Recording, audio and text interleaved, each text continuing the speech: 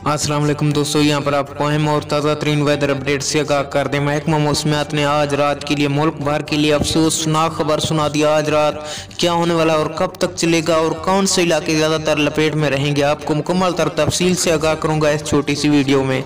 इसलिए आपने इस वीडियो को आखिर तक लाजमी देखते रहना है। लेकिन उससे पहले इस वीडियो को लाइक करके चैनल को सब्सक्राइब और इसके साथ बेल आइकन को ऑल पर इनेबल कर दें ताकि तमाम तर वीडियोज़ का नोटिफिकेशन आपको बर वक्त और सबसे पहले मिल सके। जी हाँ दोस्तों, आपको आगाह कर दें, महकमा मौसमियात ने जनूबी पंजाब के लिए एक बार फिर बारिशों के नए सिलसिले की पेशगोई जारी कर दी। ये बारिशों का नया सिलसिला आज रात से दाखिल हो रहा है। ख़ास तौर पर जनूबी पंजाब में बारिशें बरसाएगा और इसके साथ लाहौर के लिए स्मोक की बड़े पैमाने पर पेशगोई जारी कर दी। अगले 2 दिन लाहौर स्मोक की लपेट में रहेगा। और आपको बताएं, सिंध भर के लिए भी महकमा मौसमियात ने मौसम के बरआलूद होने का इम्कानात ज़ाहिर कर दिए।